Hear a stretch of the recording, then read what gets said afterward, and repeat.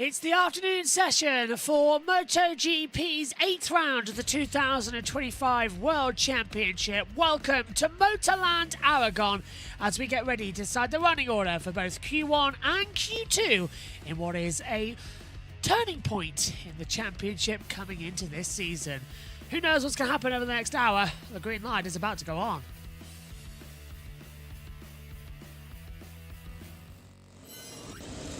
Green light and away we go, and the final afternoon session here from Motorland Aragon is underway.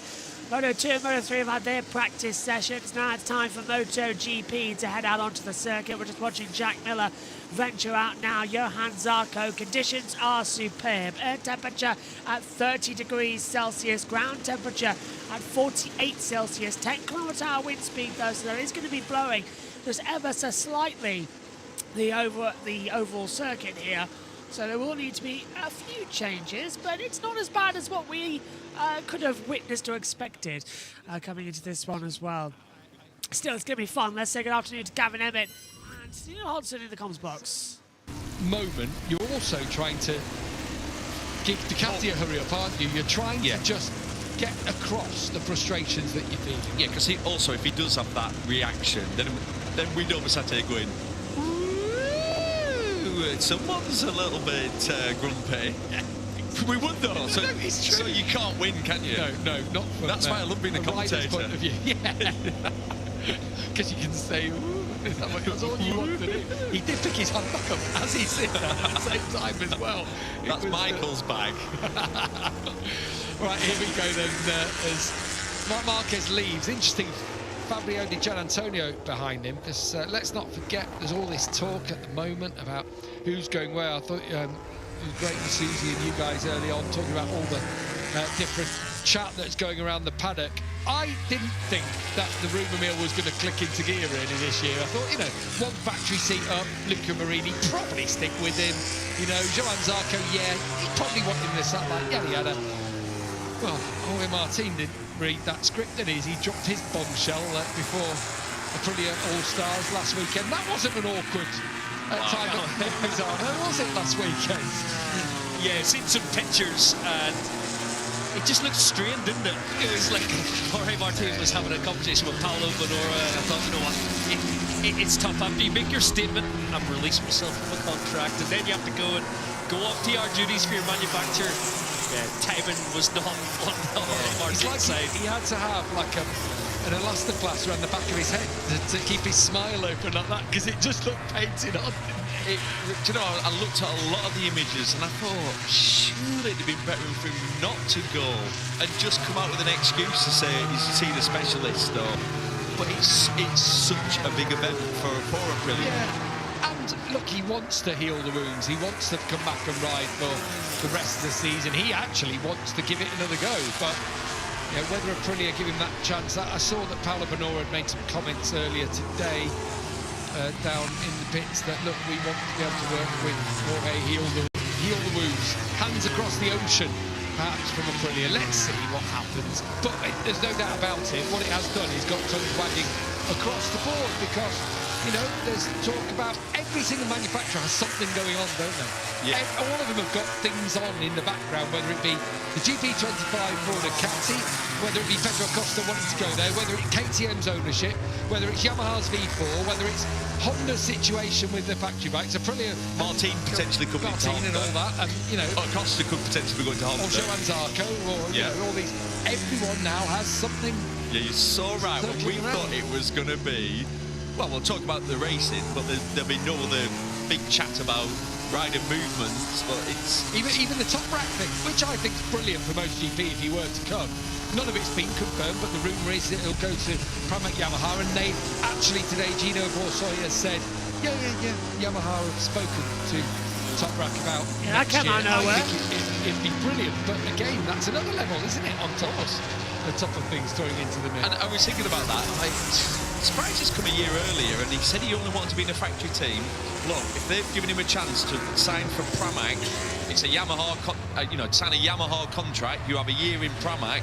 you look who's in the factory team now. Rins is struggling. You can't imagine Rins getting another deal at the end of next year. You just can't. I mean, age-wise as well, everything's working against him.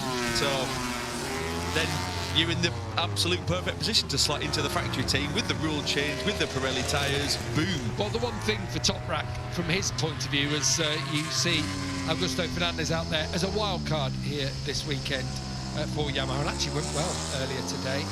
Was 1.6 seconds off, down in 15th place. But what, for Top Rack's point of view, is there's tracks to learn. Yeah, he's not been riding a lot of these racetracks throughout his career, so it just gives you that chance to settle in for a year, zero pressure, no one's expecting anything, and then suddenly you'll have the bonus of a tyre that you are fully familiar with. A lot of tracks as well, Michael, when you think about it. Yeah, when you think the 22-round calendar now, Top Rack did run in the Red Bull Rookies Cup, so a few of the circuits that remain, he will have learned. If you think of the flyaway events, he's been to Indonesia, he won't have done Malaysia, I don't think. He may have been there at some point. Obviously, he raced the Asian Talent Cup, didn't he? I'm trying to remember if he did. A long time, I think it's a long time ago, though. Yeah, we're talking over 10 years ago, aren't we? But yeah. Oh, that was a Big moment. snap from Mark. Sorry. Alex, yeah. Through the final couple of corners there for Alex Marquez. He goes to the top with a 1:48.5. So, just to confirm, this is what happened 3 hours ago. And we got the news that Top Rack Razgaliolu, Yamaha, so this is just after we came off air from this morning's show. Yamaha have confirmed that they have a contract in place for next year. So, it's quite... Yamaha have had some contact with Top Rack about next year, and there may be a contract on the line.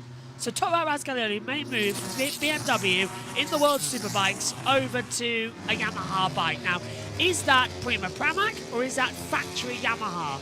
Presumably to replace Alex Rins, who's had an injury this year, but we know has been nowhere near that of Fabio Quartararo. Bagnaia has done a 1:47.843 to go top Vinales, Mia.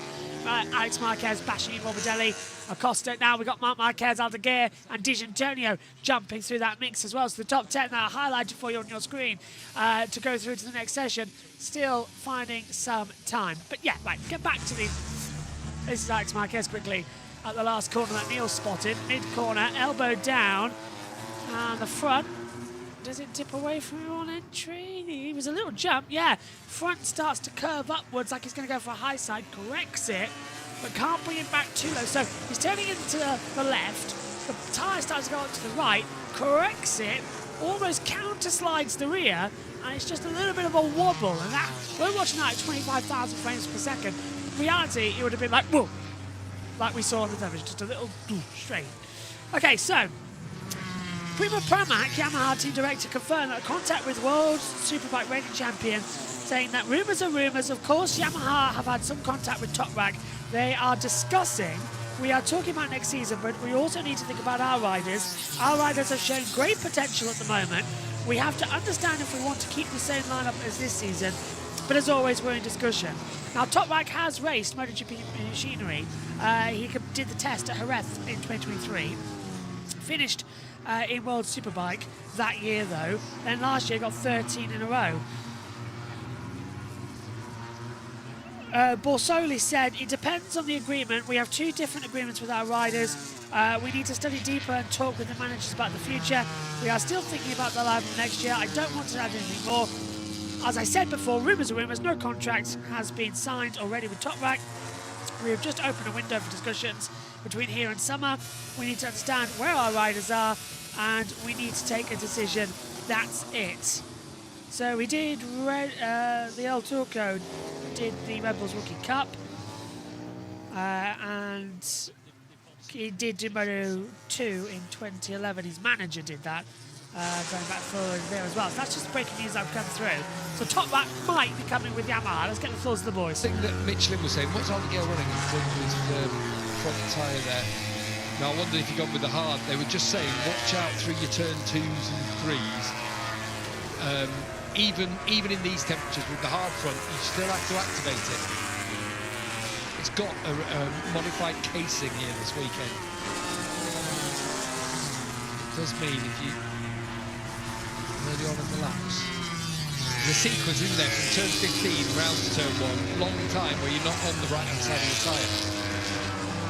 It sort of sounds crazy with these temperatures, but it can affect the grip levels. How many crashes have we seen in turn 2 over the years? Loads. It's not exactly cold here, is it? No, not at all. Well, it's been better in recent years. I mean, remember the Bridgestone era? That was like, it looked painful. Well, it was, but it looked so difficult for the riders.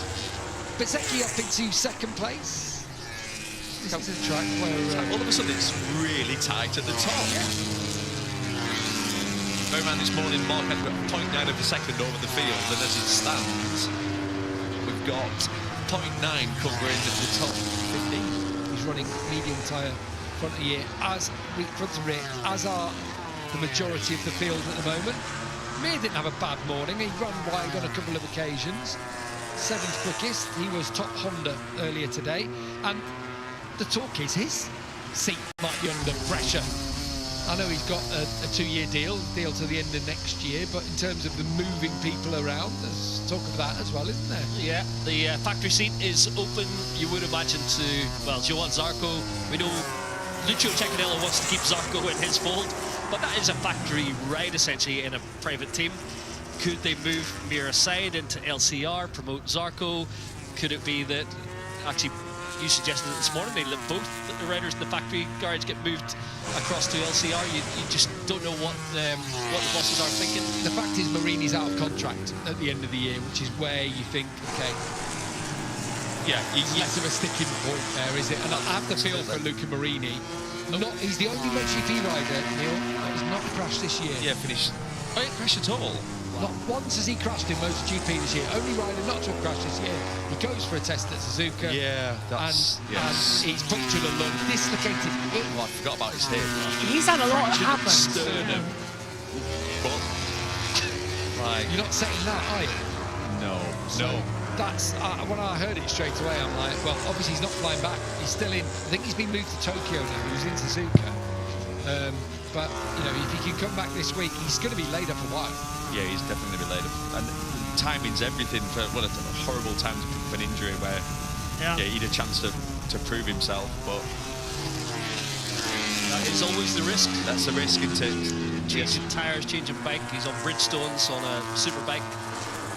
Obviously, it's a big part of HRC's season. The Suzuki are one of the priorities for Honda, for the Japanese, and unfortunately for Luca, it's a good stat though. No crashes all season. I didn't realise on that. a bike that has been crashed a lot when you look at his teammate, Joan Mir, even though it's got a lot more feeling this year, providing the riders with feedback. But that's a shame for Luca, obviously. None for him, right? And 10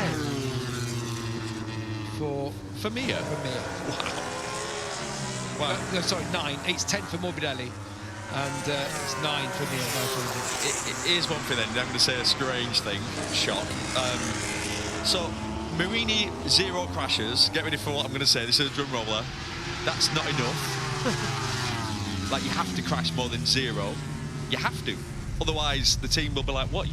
We expect you to push to the absolute limit. If you don't... And I know it sounds weird. You're going to think, I can't believe you're saying that. No, but I also know, because I know what you're going to say. And 9 crashes is too much. Exactly. It's like somewhere in between. I think you said it earlier this morning in practice.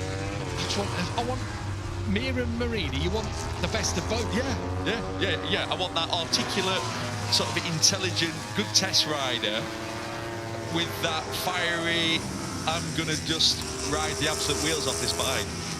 And that in between riders is Zarco. You know what we're seeing here with Marc Marquez? He's not bothered that his teammates behind him. But he's also just built into it. Yeah, he's built into it, but also... He just took his time, hasn't he? Yeah. You know, we've been talking about how first 4 laps is his weak point. We're laughing at each other because we're talking about the man who's 24 points clear of Alex Marquez and 72 clear of Pecco in 3rd. It's quite a surprise, really. He's gone top now, 147.3. Yeah, Mark tops the board at the moment. So we've got Marc Marquez for Marco Bezzecchi, Alex Marquez, Pecco Bagnaia, Maverick Vinales, Pedro Costa, Jack Miller, Fermin Aldeguer, Brad Binder and Fabio Di Gianantonio. That is your top 10 and your ones automatically through to Q2 after the opening 15 minutes of this 1 hour practice session here at Motorland Aragon. Don't forget, we've also got the test on Monday. We're covering that here on JB Motorsports as well with the timings. We'll be on JB Motorsports 2 for that one. Mia 11th, Quartararo 12th, Rins 13th. Rins, a bit of an improvement there, 148.369 on tap with Fabio Quartararo by 53 thousandths of a second. There's Ayagura missing out this event due to injury at the British Grand Prix. And now we've got to Maverick Vinales running in 5th position on the KTM. Let's see where he can go as well. We're halfway, 1/4 in to this race. Technical check at the track yesterday. They say it's progressing well. This is Ayagura. Had surgery. It was the top of his tibia that he's cracked, just under the knee. Had surgery on it to try and get it together. They say it's a halo fracture, but it isn't ready to come back. Not quite knitted properly. Right decision. You know what? Do you guys agree with me that I feel like in years gone by, whether it be Jorge Martin, whether it be Oliveira, whether it be Ogura, the riders aren't being rushed back as much? No, you're right. I think a bit of that is now, it's so difficult, MotoGP. There are not obvious replacement riders. So you're better off looking after your assets and keeping him off the bike so he heals properly, so he can come back and get you results. There's no point in having an injured rider and prolonging that injury and you're doing nothing riding round, because it's so fast, it's so close at the top. If you come back and you're injured, you're going to be battling for last, so there's no point. So just make sure you can heal up and come back and be ready to attack. So Fabio Quartararo wasn't the most effusive about this circuit, but has taken 3 pole positions in a row. I don't think it's going to be 4. It's a track that's, for whatever reason, I don't know why, it's not worked for him in the past. Had a horrible injury here, if you remember that, with that first lap crash with Marc Marquez. Yeah. Coming out of turn 3, where he lost the rear, didn't he? Mark ran into the back of him. It was messy. Sort of felt like that was one of the turning points, wasn't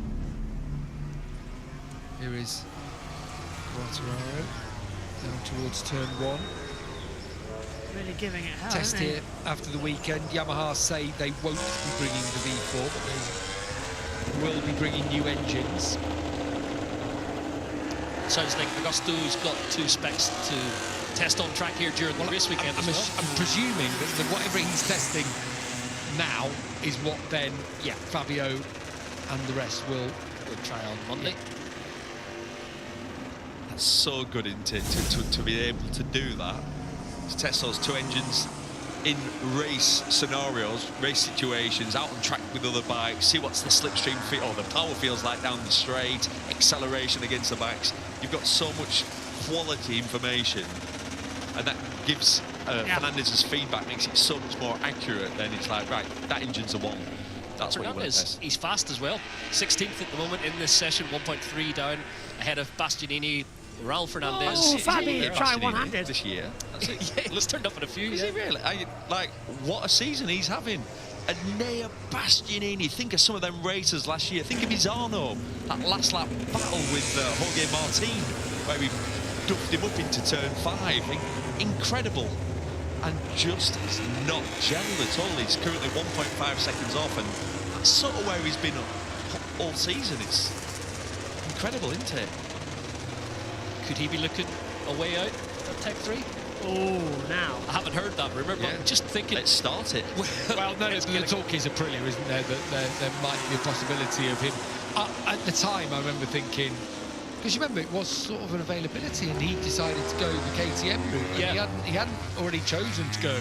I think Zeki hadn't chosen to go the Aprilia route, and he knew he was already out before Martin and Marquez had to make their decisions. So yeah, it was interesting. Change of management as well for Enea. Has he got rid of Carlo? Fernat, I believe, yeah, they've separated. I'm not sure who's taking care of him now, but yeah, it could be an interesting one for Enea if the Aprilia seat is open and they fancy giving him a shot on it, because he's a bit, not quite a Maverick Vinales enigma, but sometimes it takes a little while to get him comfortable, get him happy, and when he's there, he's exceptional. So yeah, at the moment, it's not happening for him at KTM. Yeah, when he's in that sweet spot window, he is just a pleasure to watch. Super talented, gets the most out of the package, but he has to have that bike in that working window, which he's not been able to achieve that at all with the KTM. Not helped by his teammate being so impressive, turning into, as we say that, Maverick Vinales sat in third and Bastianini's 17th. Sadly so, yeah. Good to see, Bsky up in second again. Looked strong this morning, but keeping a bit of momentum after the victory at Silverstone. And look at this circuit. Don't have it down as one of Aprilia's strong tracks. So, yeah, a little bit of consistency across the board for Marco Bsky. Won't go unnoticed for Jorge Martin. Sat at home, just seeing if Aprilia are fixing those little chinks in their armour. Yeah, it's encouraging. Especially this track, the track that's got a little bit of everything. If your bike works around here, like in Malaysia, if your bike works at Malaysia, you've got basically the base setting of that bike works. Haven't seen too much of Miguel Oliveira, have we, in recent times? He's down in 19th.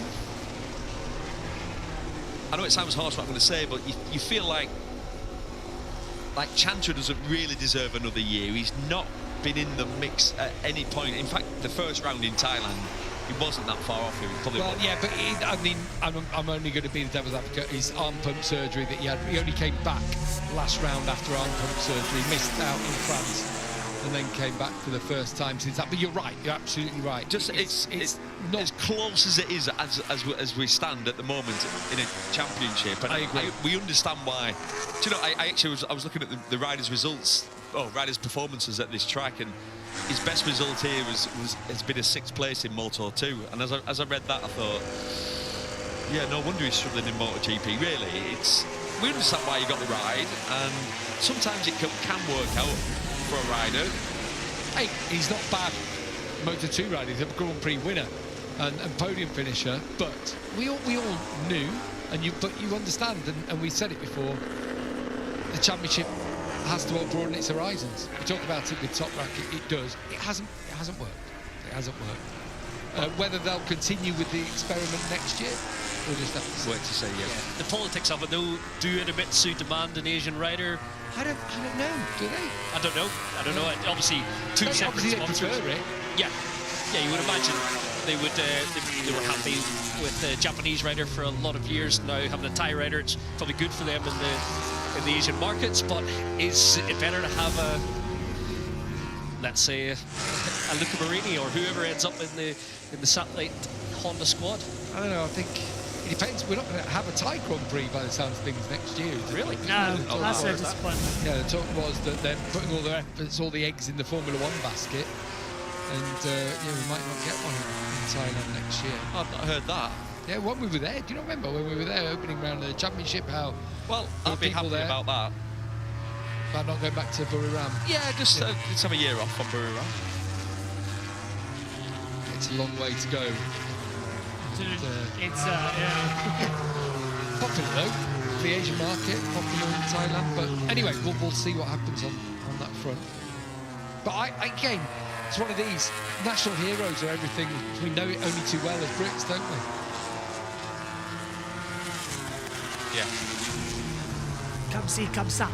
I'm just thinking in terms of having a sponsor like Idemitsu, they want an Asian rider on their bike.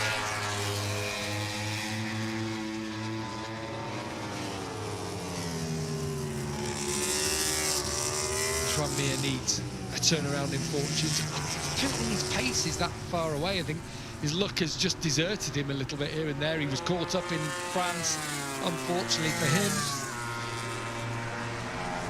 Another one in Silverstone that just 10th place for him there when Johan Zarco's then up onto the podium. Questions are going to be asked, aren't they? Yeah, definitely. Yeah. Alberto Puig will not suffer fools gladly, nor do Honda as a factory.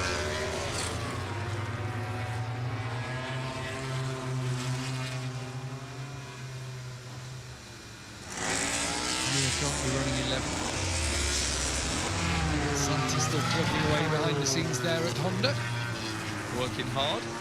Well, hardly working.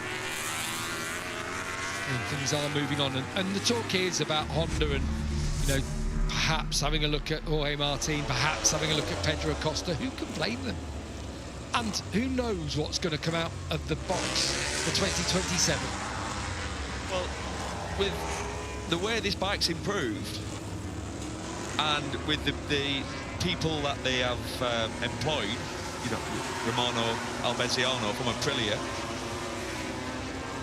you know, like a proper, I'm going to call him a guru. He's sort of GG-esque level. They've got things in place, haven't they, at Honda, as they have at Yamaha. We always said we've criticised Yamaha. We've pointed the finger at the Japanese manufacturers over the past 3 seasons, but we have always said, well, they'll come back. They will not take this line down. 2027 is the perfect chance, isn't it? It to really get is. all your ducks in a row. And it's hard to call.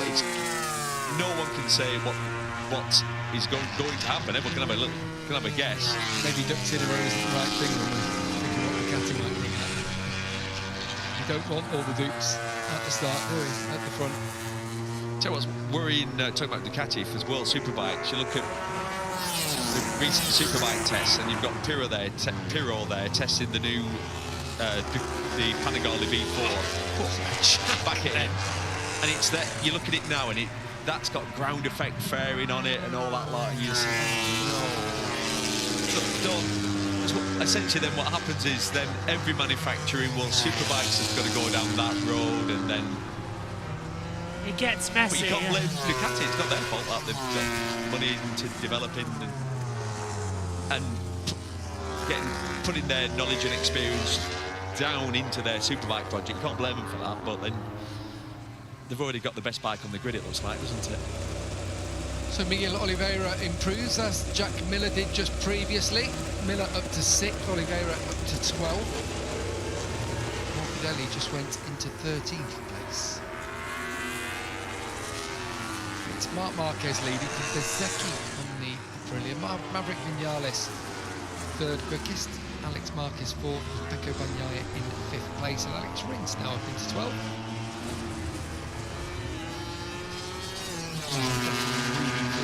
In fact, Fabio Quartararo of the regular riders is the last. Just had a message from one of my spies down in pit lane. It said, FYI, they're just having some problems with Fabio's ride height device again. They're messing around with the tail, trying to get it working. Thank you, David Emmett. Oh, no, I've done it. That's Gav's father, by the way. It's another well-respected journalist. Jose Mix get about, you know. Founder member of the Paddock Pass podcast. Co-owner, CEO. All of Steve English and Adam Wheeler and all the rest of them will have something to say about that. Yeah, I'm not sure. No, David told me he's the CEO. Sounds about right. So Jack Miller's gone up into 5th place now. He's running the soft rear tyre. As I said at the start of the session, in his pre-match blurb, Piero Taramassa reckoned that soft could be, if you could look after it, could run race distance. Not if you're running this kind of pace, obviously. You're going to have to dose it out. Did he say the soft offers more grip, less stability, and where the medium is less grip, more stability? Absolutely. We used to love Piero Taramassa's. It's mainly when there's 3 tyres, basically. Yeah, but it was always like the exact same thing. Don't tell me the soft tyre offers a bit more grip, but won't last as long. And the medium offers a bit less grip, but will last the full distance. On board with Fabio Quartararo. They get the rear ride height sorted. Oh, your heart bled for him, didn't it? Last time out. It was done, he'd won it, hasn't he, really? Oh my word. Just at the moment where you'd expect the rear to start. Well, do they actually get to put the rear ride height down now? I don't think they do they? Final turn, I don't think they do, actually. It is a short run, the home straight.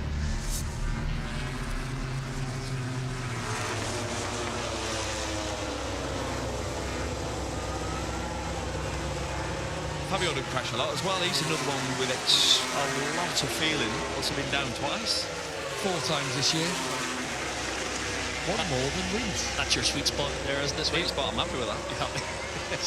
So you're going around the scorecards. Luca, need to try harder. What are you doing? You're not crashing enough. You what? Fabio, yeah, you're about right. 4. You are the parts manager's best friend. Yeah. Would you agree with me though on it, Mike? Yeah, I know it's 100%, yeah. Without sounding like I'm being really harsh. I think if you're not crashing, you're not trying hard enough. Obviously, there are anomalies like a top-ranked Razgatlioglu who has an innate feel for his front tyre and doesn't have that many issues where it does let go on him. He can take it to the limit. But then you've got Marc Marquez, who's very similar, but actually in his heyday as a Honda rider, liked to throw it away 26 times a season. But he was 29 in 2023. Was it? Wow. But more and more and Yeah, more. he's So what it was? 14 in 2019, which was one of the highest. 29 in 2023. That was his last year on the Honda, wasn't it? Yeah. Well, he did 5 in a weekend. Yeah, 24 last year. Yeah. 24 last year's not bad goal. Do you remember Ducati? That Saxon ring? I will never forget that weekend. When he was stood on the barriers. In Muddy Warm, after the Muddy Warm. Thinking. It was 6 crashes that weekend. Yeah, Do you know that what? was... I wanted to go around and I wanted take the key out of the bike I and put wanted it in your pocket. I wanted to kidnap him. And it sounds bizarre.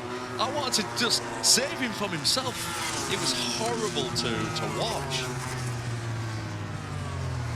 Stop. It was, yeah, that was awful. That was where the decision was made, you feel. That was done. There was the Aston and there, Yeah. wasn't there? But it felt like The decision was made. Even So I right. remember Jerez crashing into the fast left, was it turn 6? And just seeing Turn him, 7. you turn 7, sorry, yeah, that entry, and seeing him reach the barrier and walk away, and that was the start of the lack of belief in Honda, and it just went downwards really quickly into that summer break. on board we go with Frankie, who's been. Yeah, and while we do that, let's do a quick time check with half an hour to go. Morbidelli runs wide at the last corner and breaks himself, similar to what we saw this morning. So time check then. Marc Marquez, fastest, 147.212. And before anybody yells at me, yes, I'm getting that up now on the monitor. There you go. So you can see all of the information for you back at home. I need to fix that actually. But basics, you can see the running order. So it's Marc Marquez, 147.212. Marco Bezzecchi, 147.642.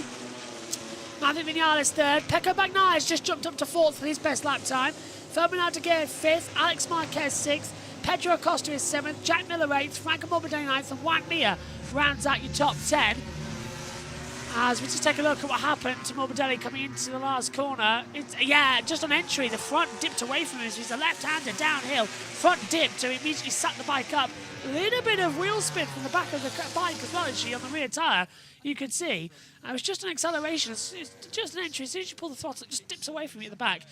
Brad Binder's 11th, Fabio Di Antonio 12th, Alex Rins is 13th, 14th for Nea Bassini, 15th Miguel Oliveira, 16th Fabio Quartararo, 17th Johan Zarco, 18th Raul Fernandez, 19th Augusto Fernandez, 20th Lorenzo Salvadori. Solcat Chantra's gone into 21st, and Augusto Fernandez just improved up into 14th place on that last lap time by as well. So there's been some improvements out there.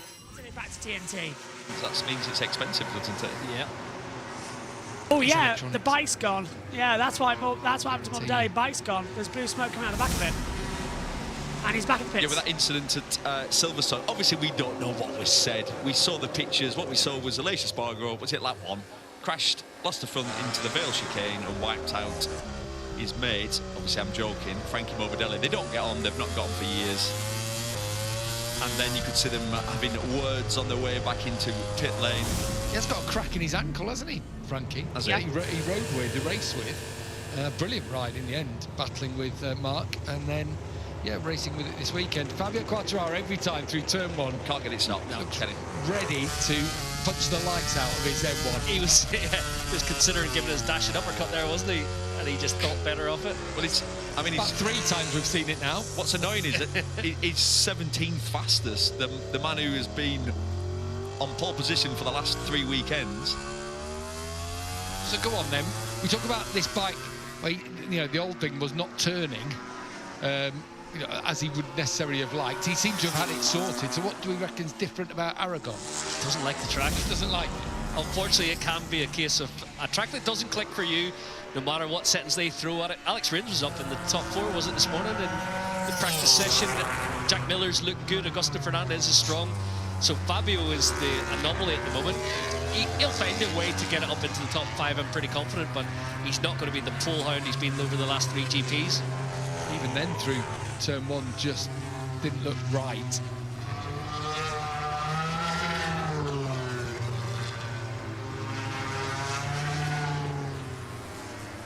Soft rear tyre in. As he heads up through the fast kink of turn 6, tightens for 7, flattens out over the top of the hill here. And over a crest, down it plunges towards the corkscrew. Nice again. Yeah, by a mile.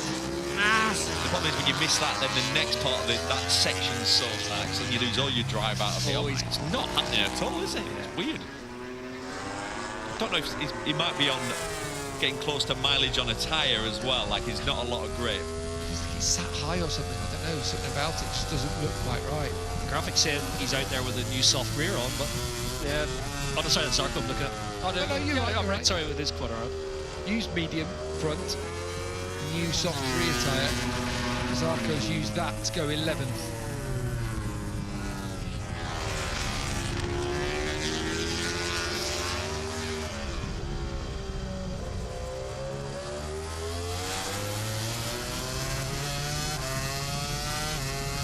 Go again here as he pulls out back down pit lane. Well, the rear ride-out device is working.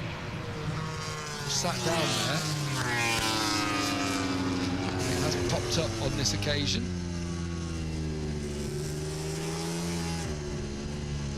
Pedro's on a good lap. Marquez has currently got half a second on the field. He's sort of built that throughout this session. On the medium tyre all the way through that speed. Yeah. And his fastest laps were the last laps. Done about 15 laps on that tyre. This is interesting for Pedro. Hard front, medium rear. New, both of them. Oh. That looked sketchy then.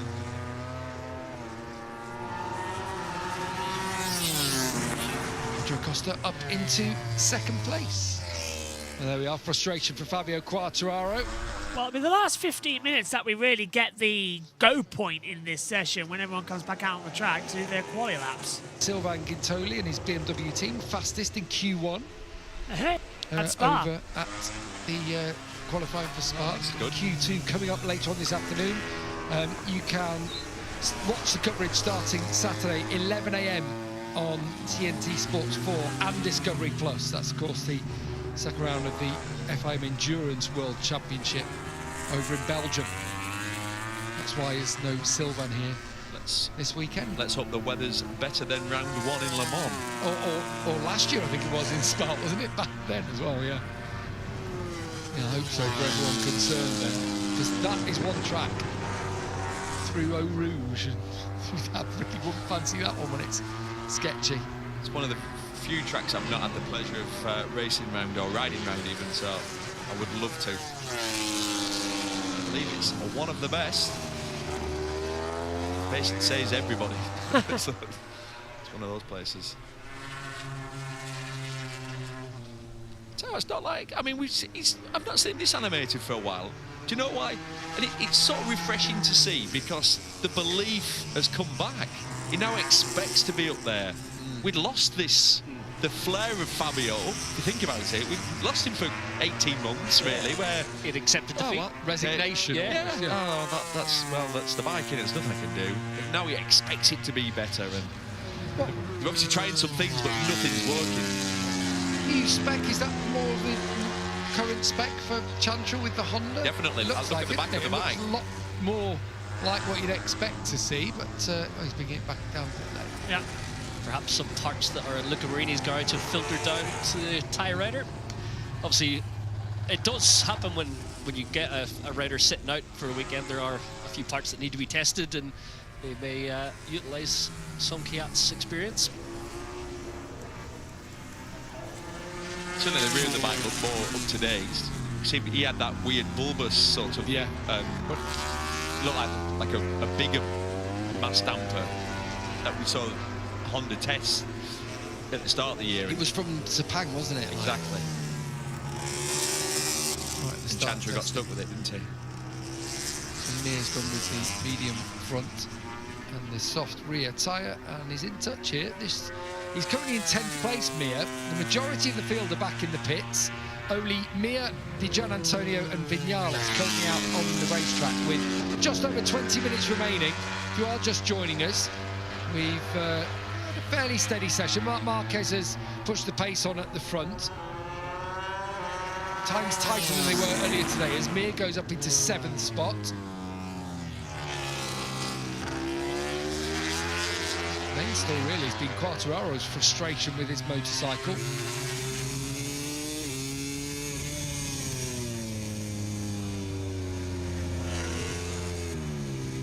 On board with Maverick. Was back to playing football last night. Hadn't played this year and decided to have a go last night. Took the words out of my mouth. I was going to say you played football with him last night. Yeah. I believe he's quite handy on the pitch as well. What position does Maverick play in, Gav? He plays where he likes, sort of thing. He plays like a motorcycle racer. Selfish. Yeah. But Don't pass. No. Does not pass. And baby lines, basically. He's talented. He's talented. He's a sportsman who can lend his hand to anything by the looks of things. Yeah, I spoke to a few people in the paddock about the game. I heard you had a mare. I had an absolute stinker. I'm not going to deny it. Rubbish. Also give away a goal, I believe. All you had to do was pass it back, and you just decided to... Yeah. Who was it that tackled you? Manuel Poggiali. Manuel Poggiali, you name dropper, you. Shouldered him off the ball and then gave it back to him. You know, just thought, hey, I mean, there's a harmony for harmony. There's a weight advantage. Poggiali must weigh 60 kilos wet through. He's written he's got Manuel, he always has been. I know. Nick still, you know, works as a rider coach for Ducati. Hervé Poncharad's been in the news over the last couple of days. Interview he gave, first of all, to Tom Beaujard, French journalist. It's been discussed at length, and then I know a couple of people spoke to him yesterday about the possibility of future investment in his team, Neil. Sounds really interesting, doesn't it? What's it called? Gunther Steiner. That's it. Former Haas team principal. Absolutely. In Formula One. Would I be correct in saying that Haas have done better after he's left? Yes. Yes. Not at all. Not saying that he wasn't an asset to them. They were a new team. They were a new team. But obviously he'd be a massive asset to our paddock. And he's such a character, Gunther, if anyone's watched Drive to Survive.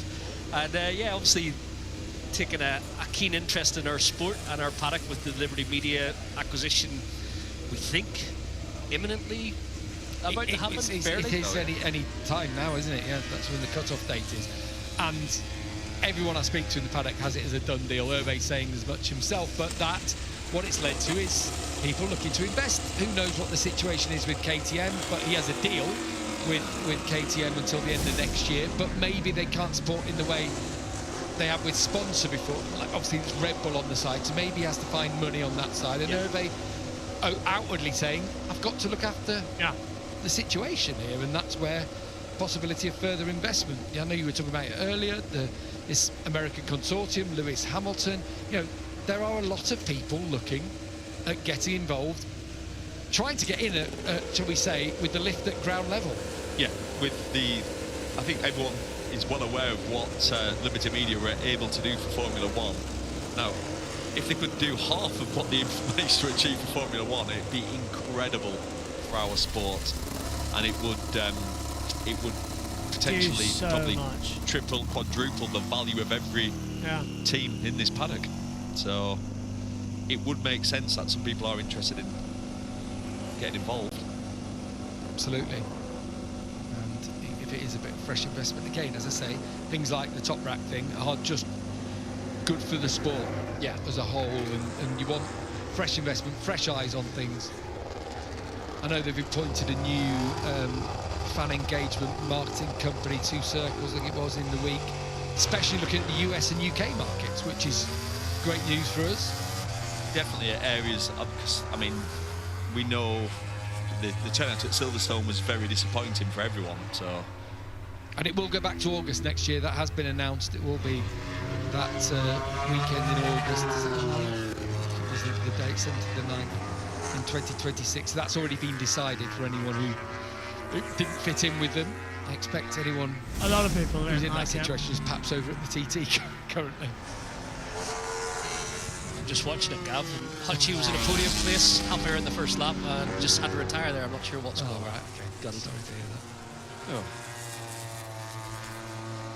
Yes, that is Michael, commentating, managing teams, leading the commentary.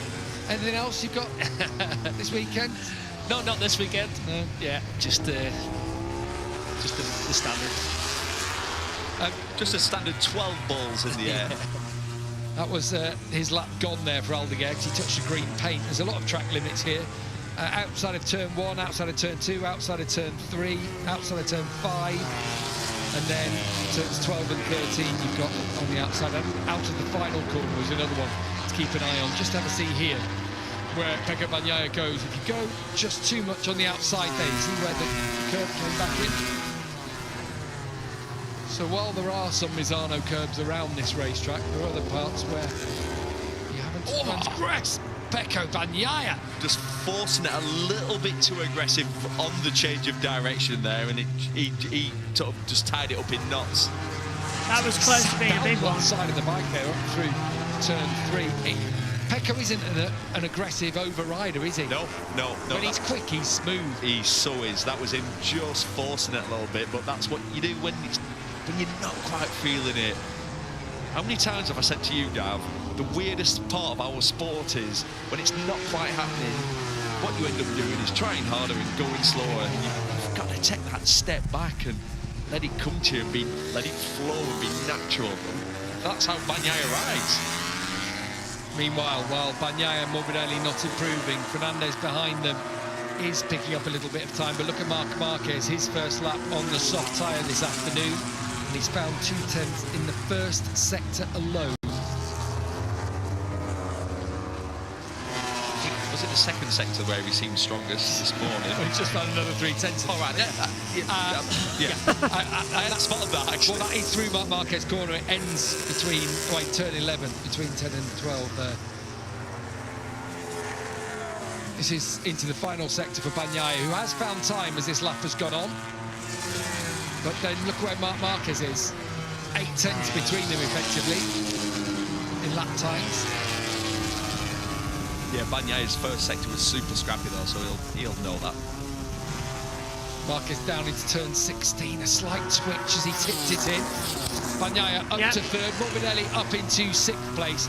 Raul Fernandez goes 14th, whereas Marc Marquez comes to the line now and goes top by 3/4 of a second. His nearest rival is Brad Binder in second, just away. One behind. Shall we go home, check out? Is that possible? Is our hotel? We can cancel the hotel, can't we? I mean, it's just incredible, isn't it? Well, a 1:46.397 is 3/10 outside of the best pole position lap and 5/10 outside, half a second outside of his all-time lap record. Yeah, it's some lap, isn't it? Just incredible. It's just Bagnaia on his fastest lap at the end of it, I've seen him do that a bit as well. Turn 1, again, the look down as well. Yeah. Whatever the feeling is, because we can't see it, can we? Because the bike's not doing anything bizarre. It's not, let's say, backing in too much. Carola, his sister, seems resigned. Demizia looks anguished. His wife, and Gigi Dall'Igna nonplussed. Down in the Ducati garage as Johan Zarco goes 4th. Pedro Acosta up into 2nd. Acosta's going to have something here this weekend by the looks of things. Doesn't it? Have you seen what they're trying to do? Because they all went to Austria, didn't they, in the week? Pedro, Brad, all of the KTM riders were over in Austria and making demands effectively to the factory. But Brad Binder's comments were, I'm excited by what's coming. Oh, that's good. The team was saying, actually, hopefully, we are bringing parts, we are bringing things. Payments for his first 3 invoices he's put in. Allegedly, you say. No, that So I'm making that as a joke. That's not been said. I feel like I'm going to back that up. No, I think you probably do. Yeah, need to back that up. But that's positive. They are pushing on. They are trying things. Was that including Turning was what they're on about. Maverick and Enea, or just the factory? Yeah, well, my understanding was all of them. It wasn't clear. I know definitely Brad and Pedro talked about it. Yeah. Quartararo up to 15th, 1.4 off. You know, behind Marc Marquez, it's really tight. Yeah, it is. Between Morbidelli in 4th and Bastianini in 17th, half a second. It's close between all of them, yeah. One's being cut adrift a bit. Oliveira 19th, Savadori 20th, obviously you'd expect, and Chantra 21st. He's not waking up for some cat. As Vinales comes, you'd expect him to go up, and he does, into 3rd place. Looks like the KTMs have got a little bit of something. 3 of them, as it stands, going through, but there's still 10 minutes remaining. Alex Marquez, can he, again, day one, I don't feel like I've seen much of Alex Marquez out on the racetrack. No, I haven't shown him much, has it? It's a track he goes really well on anyway, but I think they should put it up to 2nd. To the line, and he does go half a second behind his brother, 146.9.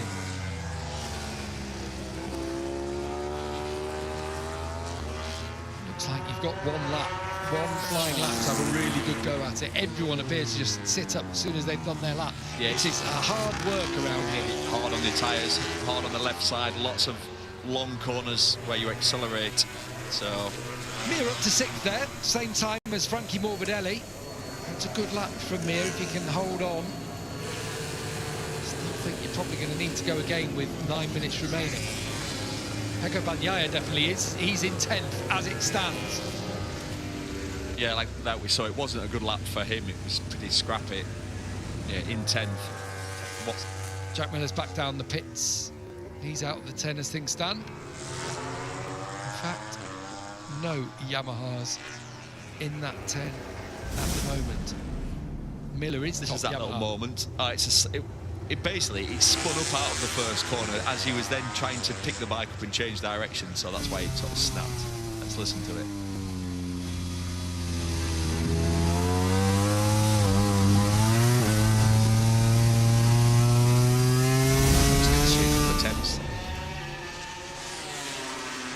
Tommaso on the left, who does his data. Christian Gabarini at the back, his crew chief. Oh, look at the frustration here for Quartararo. You look at the Yamahas, 14th, 15th, 16th and 18th. And 19th. Those hand signals there. It's not turning, it's pushing me forward. I'm going to see another foot off. If we do, it's like, how many times have we seen it? I'm like, how many times have we seen it?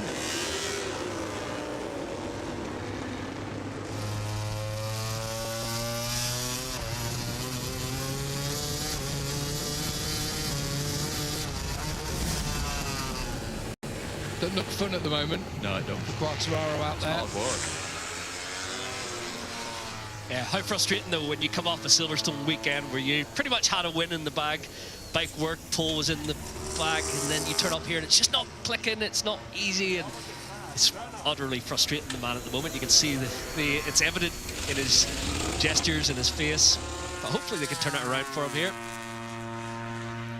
So Bagnaia down towards the last couple of corners, 16 and 17. When he comes across the line, he'll set off on his next flyer. And that squad are hoping he can get a nice clean lap, get some feeling, give some good feedback,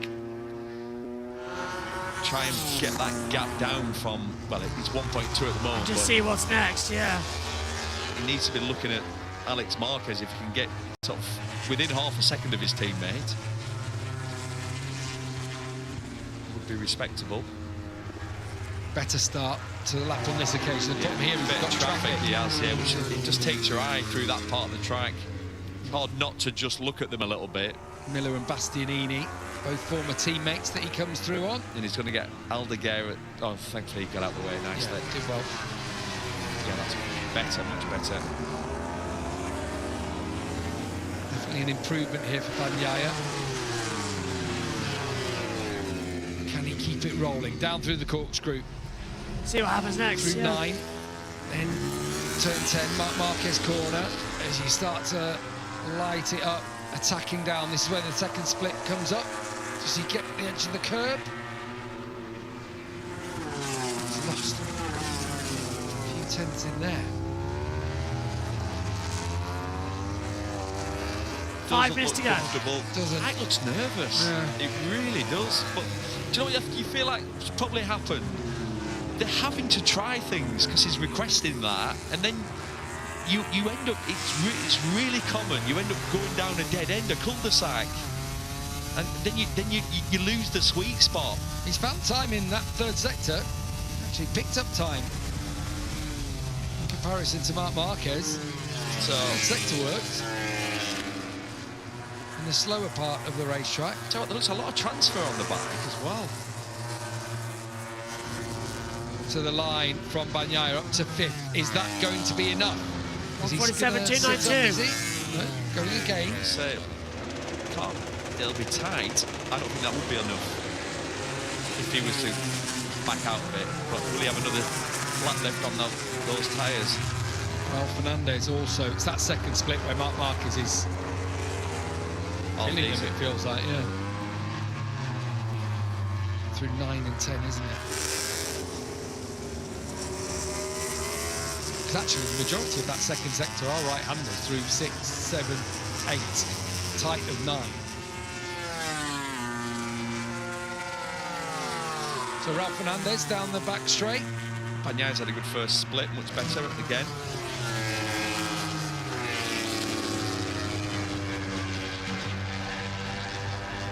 Marco Bezzecchi in front. As he comes to the line now, goes to 4th place, the winner of the British Grand Prix. Looks like he may well go through to Q2. Ralph Fernandez up to 9th. Flying solo at Trackhouse this weekend. Right, third split. This is where Bagnaia was actually making time.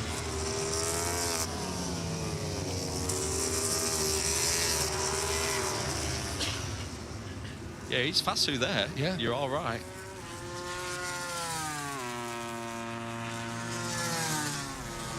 He's going to need this lap, I think.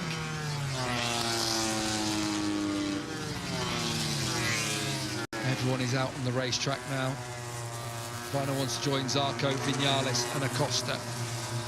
As Pecco Bagnaia comes to the line. That's him done for this session, you feel. 147.1 should be okay, but with Aldeguer in 10th on a 47.4 and everyone pretty much to go again, you wouldn't guarantee it. Here is Fermin Aldeguer. He has just improved into that 10th spot. Jack Miller went 12th, Bastianini 13th. Oh, big switch for Quartararo. That's Quartararo again, same part of the racetrack. Exactly the same spot. Beat off the foot pegs again. It's not going to work. On a good lap to that point. Really good lap. Getting through the first sector quick. Yeah, just keeps losing the rear in opportune moments. You can't accuse him of not trying, can you? Snapping on him, isn't it? Again. You wonder whether this is electronics. They've got the way they've got it dialed in. We know that in theory they've rolled it back, the electronics. Yeah, they wanted to put it a little bit more in the rider's hand, but sometimes you go to a lower grip track and could be a little bit, you could be onto something there, Gav. Alex Marquez up to 2nd place again, or regains the ground, 0.2 behind his brother. Brad Binder 3rd. Excellent from Binder. Really good. And rare that we see Brad, I don't mean that being critical, but Brad struggles on a one-lap charge, isn't he, always? Only been in Q2 once this year, Brad Binder. Just to underline it. Mia 3rd now. Impressive from Excellent Mia. if he could make it Well, through they're very there. happy at Honda. Round of applause. I think whoever clapped his hands there, one of his colleagues said, hang about, there's a way to go yet. There is, unfortunately. Yeah, there's several riders that are improving. As you can see on the red sector time deltas as well, just coming up through and through the order. Marc Marquez, he's safe enough, fastest 3rd sector of anybody so far, but they are coming through thick and fast. Aldeguer stays 9th. Bastianini just misses out by going into 11th position. Pedro Acosta goes fourth, 147 exactly. Salvadori 19s, 148, 123. Maverick Vinales jumps up into third position as well. Zarco jumps up to fifth. So already that's kicked out. Yeah, it's kicked out Franco Morbidelli. Zarco and Mia dragging in those Hondas is what is really, really good news. Bad news is Fabio Quartararo down in 18th position. Does not look like he'll have a fourth pole position in a row. He might have to go through Q1 at this stage. He's not looking like he's on a better lap time either with 25 seconds to go. Last lap time for Di Antonio. He's coming to the... Well, it's registering him in the pits now, but I've just seen him go past the start-finish straight, so I don't know why Digi's being referenced in the pit lane. He is not in the pit lane, and he's not taking the checker flag either. So that's an unusual timing delta glitch. I literally just saw in my own two eyes across the corner. Here's Franco Morbidelli, though, into the last corner now. Checkered flag is out. Who is going to be the running order for this one? The top 10 will automatically go through to Q2. That's the rule. Over the line. Morbidelli's 12th goes into 9th. That kicks out his teammate, Di Antonio. He's officially out of that one now. No time set for him in the first sector. Morbidelli's not improving. Alex Marquez stays in second. Of course Morbidelli's not improving, he's just got 9th. Ralph Fernandez in 14th. Quartararo is out. Quartararo is 18th. And as Plug points out, all of the Yamahas will have to go through Q1. Fermin Aldeguer goes 8th. That kicks out Marco Bezzecchi, winner for the Silverstone race 2 weeks ago. Miller, 8/10 down, might find something as the flag comes out.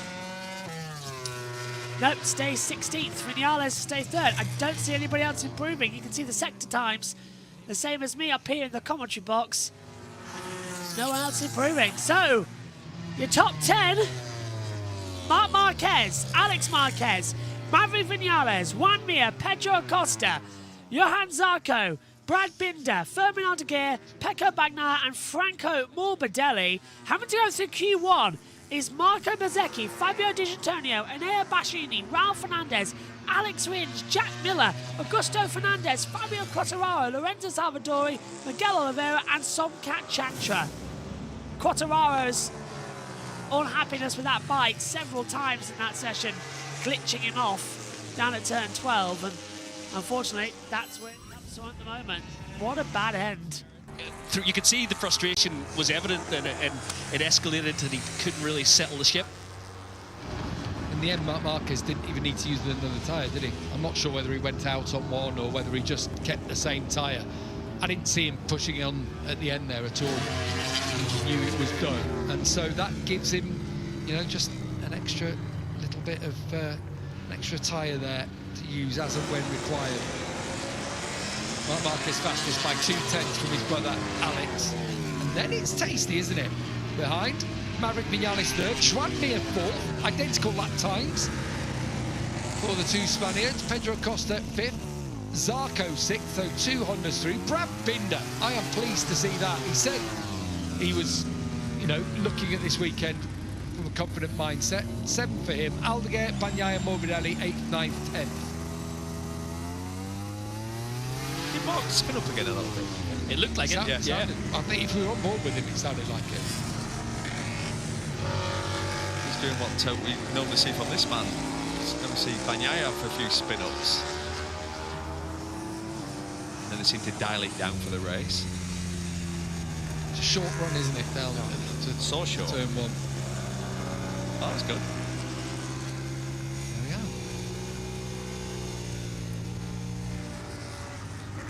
Yeah, ride height device-wise, turn 1 and all that sort of thing, isn't it? Getting that dialed in. Yeah, a lot going on. Was it you who had the theory about the launch, that they turn it right up rather than Yeah. these practice starts to work out how much you can have? Yeah. Makes sense. Essentially, they're giving you more power. So you've too much. Oh, just like that.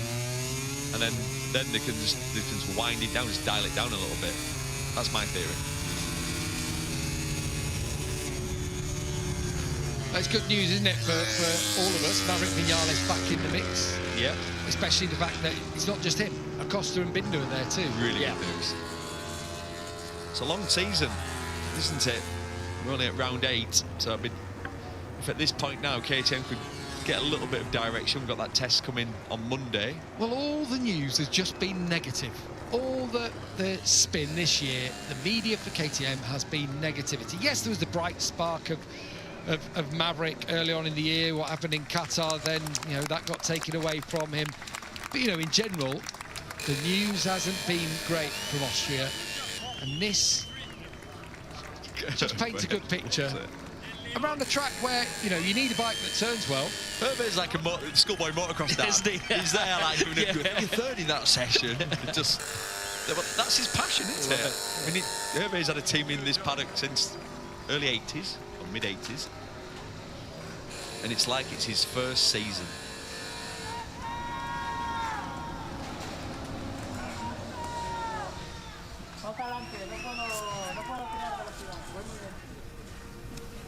Quite hear what Maverick said there in the back. As Pecco Bagnaia comes in. Less jubilation down in that side of the Ducati garage.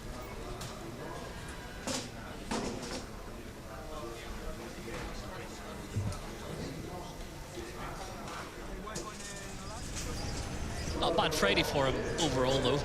Securing a Q2 spot and showing a little bit of promise, but it is frustrating. You look at the timesheets and you see you're almost 8/10 off your teammate. I'm trying to paint a good picture here somehow. There's a silver lining in there. When you started, then I've got glasses on, but I had to have another look at the time, and I thought, well, it's 0.8 off his teammate. I don't know. Maybe he's had better Fridays. He's had better Fridays, you're right. Worse. It could have been worse. That's exactly what Michael's saying, isn't it? Could have been worse, yeah. There we are. Shake the hand for Romano and for Alberto Butch, having seen Joan Mir go joint third. There is no doubting this man's pace. He is a MotoGP world champion. There's no doubting it. It's just the fact that there have been far, far too many crashes this year. Last year, a lot of that last year he put down to the bike, but already he has only scored points in 2 races, 9th in Argentina and 10th in the UK. I can't live. Did someone turn his microphone on? Not exactly. You always feel that whenever you see the microphone, you just think he's going to... I don't know why that song came. It'd be more... Go on, give us an Italian song, Gav. I gotta do. Oh my God. Seriously, who's in charge of his microphone? Please take it out of everybody's Whoever made ears the back decision home. to allow me to commentate on every session, I've had too many coffees now by this point. Bring in the coffees for him in the interim. Wow. Well, there we go. What a day. Final look through the entire running order on your screen there as well. It really has been bizarre. Tomorrow, bright and early as well, we've got action from British Touring Cars at 8:55, and that's on the main channel. Here on JBMotorsports 2, live coverage of practice 2. Then we switch back over to the main JBMotorsports channel for qualifying and the TSO sprints. Then we also got NASCAR. Here on JBMotorsports 2, we've got the GB3 from Spa-Francorchamps as well. Oh, we're in Zandvoort. Well, one of the two. I think we're in Zandvoort, actually, for that one. But either way, I'll be taking you through all of the action as well coming up shortly.